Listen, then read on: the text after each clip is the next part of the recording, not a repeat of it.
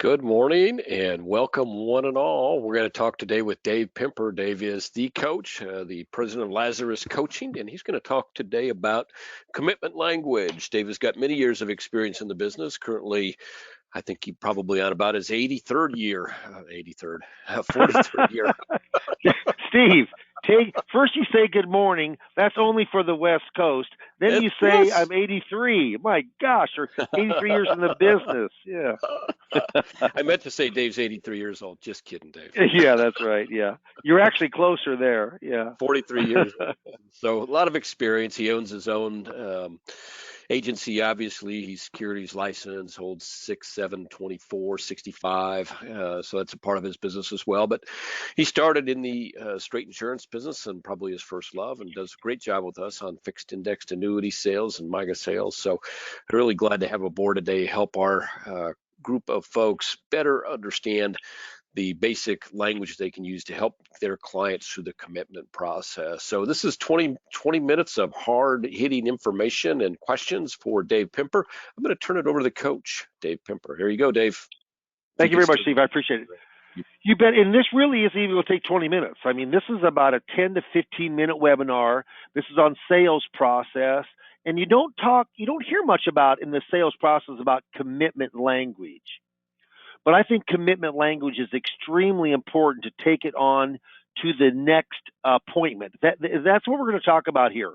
So, I do handle one-on-one coaching on sales process where we get much more in depth. But hopefully you'll pick up on a couple, two or three real good things right here. If you have questions, certainly just type them on in. So why? And the question is, why is commitment language so important? So I'm talking about meaning that commitment language to me, you're asking the prospective client, the prospect, if they have true interest in having me help them with their financial strategy, albeit a fixed index, fixed life, wealth management. But there's sentences, there's language, there's paragraphs, there's things you say that you know whether that person's committed, that they really will move that money over with you. So when I'm in my first appointment, the biggest thing in my first appointment, some people when you ask them, when I'm coaching, they'll say, boy, the most important thing is to have that rapport, to go in and to get them to like you, get them to trust you. You know what the biggest thing is that first appointment? Is find money that you can work with that client. That is the absolute one and most important thing. So I call it found money. You go on in, and there's ways to do that, but find that money. Once you find that money, and this is where the first commitment language comes in, you have to kind of grease the wheel a little bit, the emotional wheel of that client, to see if they are truly interested in you working with them. So I'm making this up. Let's say it's a dormant 401k. Let's say there's $400,000 in it. They haven't worked, they worked for the firm and back 25 years ago, and they had 75,000, and now it's grown to 400. What you'll do is you don't want to be too strict on the type of language. You don't want to make it hard for them to say yes. So when I see that 400,000 there, I ask them, hey, how is that doing for you? Well, I think it's doing okay, but boy, it went down 20%, in 2022. And I said, well, who manages that for you? No, I mean, I have. Well, have you made some rebalancings on that lately? No, I'd never touch it. I say, well, that's what I do, of course, but would you be open for me to give you a couple ideas of what to do with that money? Well, what's the majority of the people say? Well, sure, I'm open. Well, that alone doesn't mean they have any commitment to doing business with you. It's important to get that language out, and I call it low hurdle language. Would you be open? But it doesn't go in. Now, this is high hurdle language. Before I'm done with the presentation, it might be 30 minutes later, 40 minutes later, because I have about an hour on that first appointment. I'll say, remember on that after I show them Social Security or find whatever we're doing in that first appointment. But I'll say, remember when I had 400,000 on that Dermot 401k when he said he'd be open? I said, let me firm that up a little bit. Let me tighten that up a little bit. I got a question, and I say, I'm not trying to get you in the corner, but hypothetically, if I proposed to you and you saw the investment portfolio compared to what you have, and in your heart of hearts, you knew it was better, you could tell you're going to be better off with the new strategy than what I have than the old. Can you see moving that money from Fidelity or Vanguard or Northwestern Mutual or whoever, Allianz? Can you see moving it over with me and letting me manage that for you? Uh-oh. Now it gets serious. It gets serious. It isn't just giving them some ideas. Now you're basically asked for a commitment. And the reason you do this, if you don't ask for a strong commitment, and remember I said hypothetically, yeah, but I want that commitment. And if they cannot commit to me, they have to tell me yes. I don't move it forward on maybe. I'd consider it. It would be something I could think about. No, I won't. That would be hard for me to make that decision. I don't go to a second appointment. I can't tell you how many people have said, well, I do want to see you again. And I would say, well, how am I going to get paid? And they said, well, I thought you didn't charge for an appointment. I don't charge for the first appointment, but I'm not Santa Claus. Truly. And I've had to say that before. But that's the high hurdle language. Remember, low hurdle, are you open for this? High hurdle, specifically, if you like it, you understand it. Can you see moving, or you're comfortable with it? Can you see moving it over with me? Let me manage it for you. That's so. What otherwise you're just talking to a lot of people that you're staying busy, but you're not going anywhere. It's like the hamster on the wheel, busy as all get out, burning calories, but you know what? Not making any money, and that isn't what we don't want to do. That okay? Now, there's an old saying kind of says, procrastination is my sin. It brings me constant sorrow. I really shouldn't practice it. Perhaps I'll stop. And of course, tomorrow never comes. And the reason I bring that up, if you heard something, and I do a lot of sales process coaching. I charge $200, 3 sessions is $600, but you can use me after that for simple questions. I can't recoach you without some kind of cost, but for simple questions, I'm available about the sales process or what to do now, or I'm having trouble with my close after they coach with me. But do a lot of marketing, from seminar marketing, Retirement Boss Radio, which is radio host marketing. I like to be in front of a lot of appointments. I'm always a believer that the sales process in financial service is much more of a contact sport than football is. And so we got to be able to be face to face and belly to belly. It's like the old days. That's how business is written.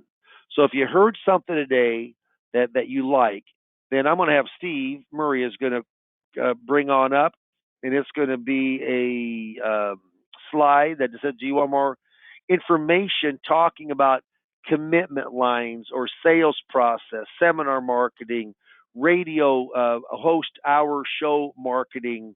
I just in-service plans. I just do a lot of different type of coaching, but it's all around production. My goal is when I'm done with someone, and Steve, I know you're on the line, but we were just talking about a guy he's in a city down in Florida, and he did his first Social Security seminar workshop with us, and doing doing great, doing super, and that's what we're trying to do. It should be the FMO, Field Market Organization, meaning Insurance Agency Marketing Services. Do they help you with illustrations? Sure they do. Do they help you with product? Sure they do. But one of the unique things they also do, they believe in practice management, practice building, and marketing is a huge part of that. The sales process is a huge part of that. That's something that they really believe in because the better you do, the advisor, the better they do as the FMO. It goes hand in hand. Steve, I'll go ahead and open this up to you. I know this is going to be a pretty quick webinar. We may have a couple questions though, and I'd like to go in and answer any questions we have. Sure. So let me check question 2 really quick. I did launch that poll. So if you'd like to chat with Dave or want to chat with anyone else here, I'm certainly put yes on that poll. Lisa Maria, give you a call, follow up with you. Thank you for joining us this afternoon. Really appreciate it. Thanks for being engaged during the process. I can tell we've got a highly engaged group, so that's great. Appreciate that. Dave, can you talk a little bit about, you mentioned low hurdle language and high hurdle language, and so I think a lot of folks have questions, concerns about, hey, what are some of the answers that you have to certain questions that come up, or what's a low hurdle? So for instance, Jonas, his question is, I get a lot of questions about surrender charges. What would be a low hurdle response to the question of surrender charges? Yeah. So here's what happened. That's different because that's not really talking about commitment language. It's a good question though, but that's really handling objections. Then there's a difference. So when a person handles an objection, I mean, and again, we have a Vision 2020 sales webinar also on this. But when a person, no matter what the question is, no matter what the objection is, I always cushion that objection. Hey, that's a really great objection. I'm glad you brought it up. Then I'll isolate it. Is that kind of your biggest objection? I will isolate it. Then the third thing that I'll do is I'll go in and I'll say, you know what?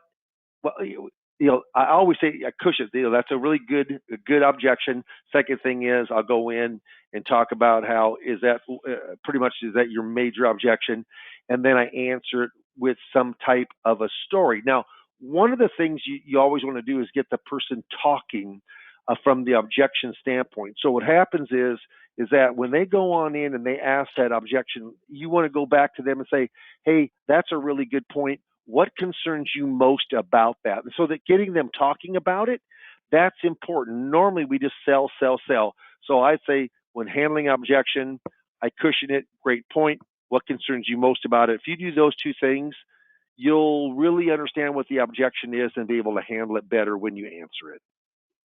Perfect.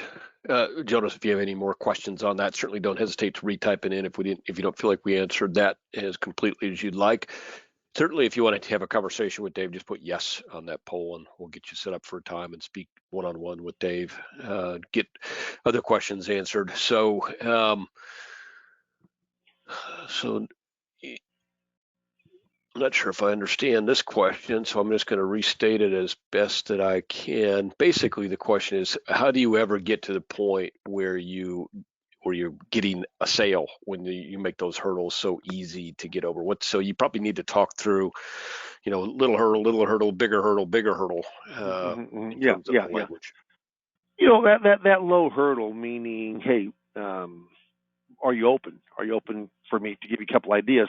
The reason we keep that low is because we want it very easy for them to say yes. Then it gets really strong. Hey, hypothetically, because I want to say I'm trying to get in the corner, but hypothetically, if I do this and this, and you feel this and this, you see yourself doing business with me. And if they say yes, I'm taking it off. If they say no or waiver, I'm not. I'd consider it. Well, if you knew it was better, absolutely knew it, why wouldn't you?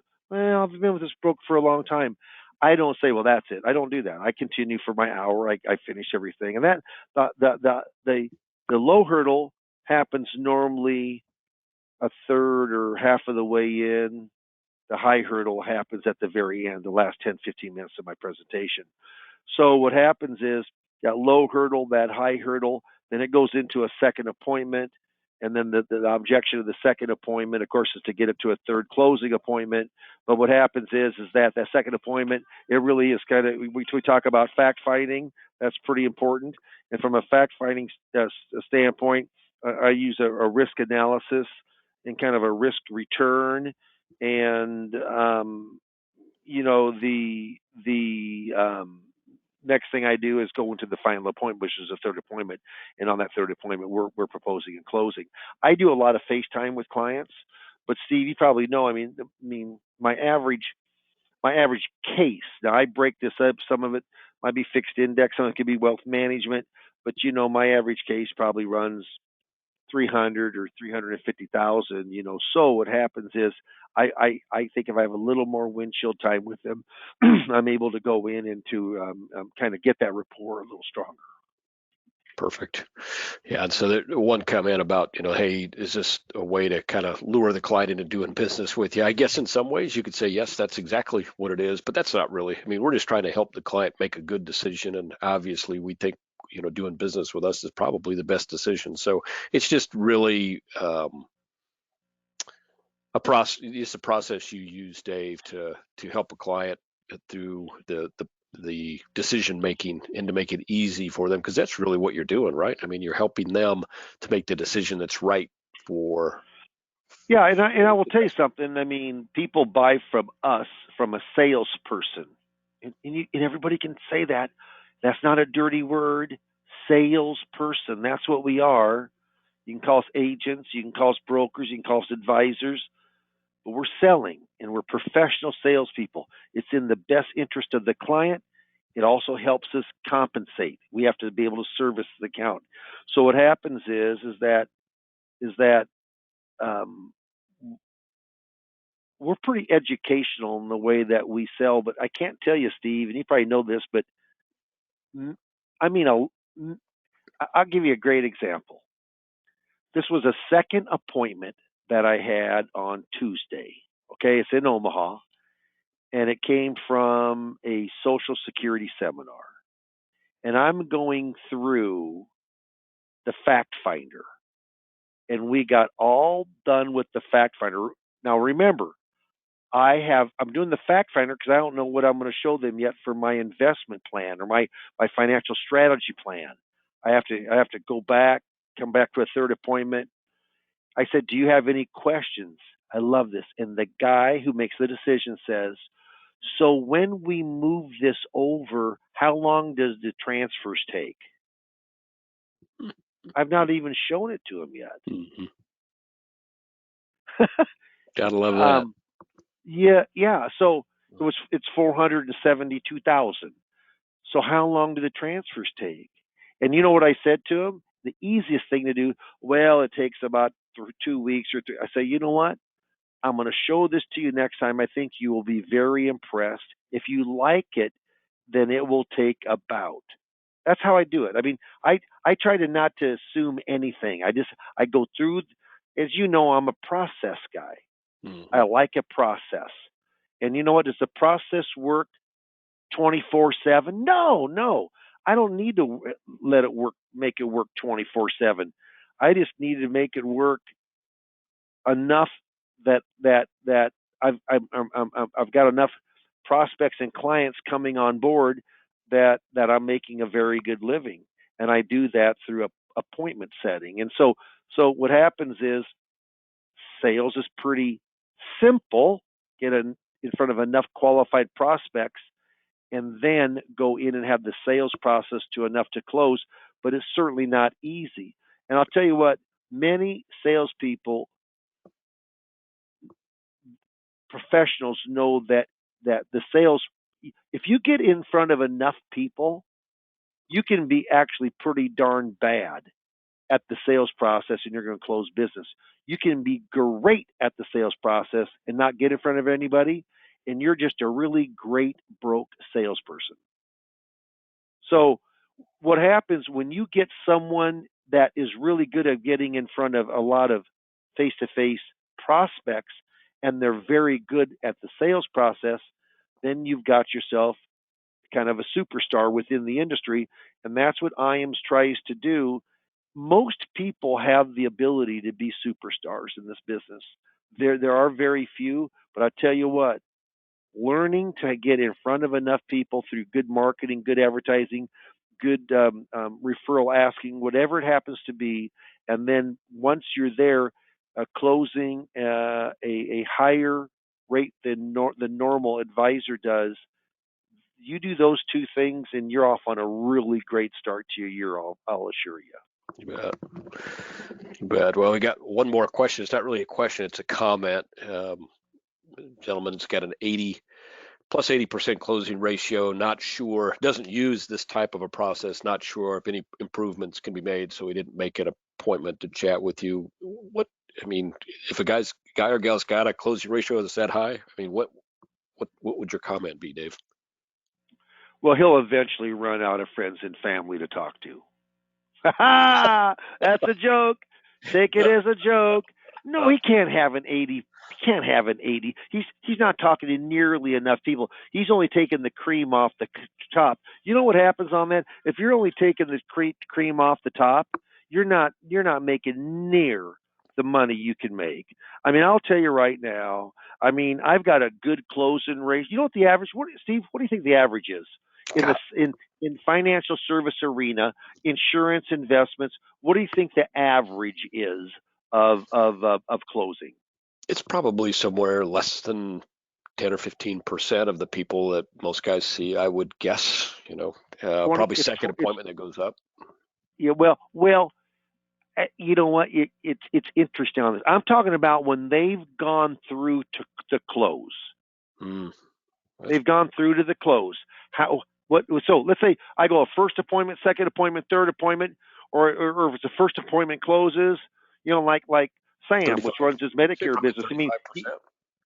23, 23. 23%. It's 23%. Well, you know what?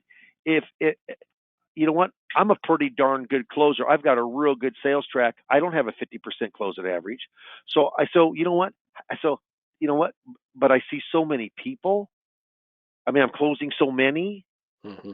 It's just so if he has 80%, what happens is that Probably he's needs to see more people. handpicking, creaming. He needs to see a ton more people. That's Yep. exactly right. Yep. Exactly. Yep.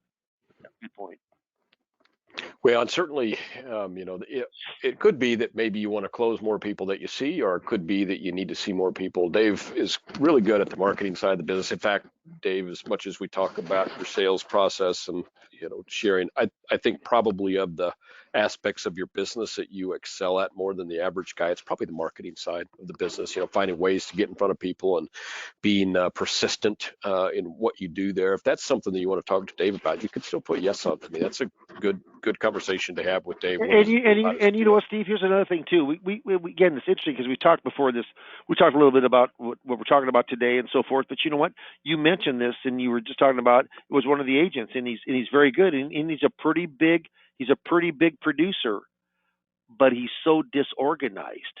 He doesn't follow through on every. You know what? If you can just make your organizational a little better, I'll never forget years and years, well, but way before I am. So this is before 17, 18 years ago. This is back 25, 30 years ago. I'm kind of in the beginning, and I'm kind of professionally coaching and getting paid for it. And I said, well, we really need to do a lead generation through a postcard. And he said, or a return mail card. And he said, oh, I've got. I just got to, I did one, a while back. And I said, well, how did it come out? No kidding. And I said, how long ago was it? He goes, oh, I mean, like, I think I got my last card about a month ago. And I said, how many cards did you get? He said, you know what? From that one, I got 27 cards back. So he knew all the. I said, well, how'd those calls go? I am not kidding. He says, you know what? I've been so busy, I haven't had a chance to call him yet. Couldn't believe it. Yep. Couldn't believe it. I said, are you kidding me? Yeah. Mm-hmm. It does. It happens more than you think. So just being organized, or not missing a second appointment and making sure it's on your calendar, or just following through. So there's a sales process that I'm pretty stuck in how I do things. It's been a proven way. I'd love to talk to you. If you mark yes on this, then Lisa Marie from IAMS will give you a call, and we hopefully get together on the phone for 10, 15, 20 minutes and throw out some ideas and see if maybe Dave Pimper and IAMS could come in and maybe help with something with your sales process or with your marketing concerns. Perfect. Thank you, David. Thank you, all of our attendees. I mean, Thursday, right before Good Friday and a holiday weekend, and still people are trying to find ways to improve their business. And I respect that a lot. So thank you for joining us, and have a great holiday, happy Easter weekend. Same to you, Dave. Thank you. I know you've got plenty on your plate always, and the fact that you are willing to Hey, take some Steve, you time know what? out. You bet it just came. We should all have a Good Friday tomorrow, shouldn't we? We should. We should. Yeah, I think We will. everybody will. You darn Everybody will. right. Thank you for joining us. Thank you, Dave. Lisa Marie will reach out to those that you that said yes. I know there's a couple of people that can't vote. I'll tell Lisa Marie just to reach out to you and make sure that if there's something we can do to help you, we will. And have a great weekend. Thank you, everybody, for joining us today. Thank you. Bye now.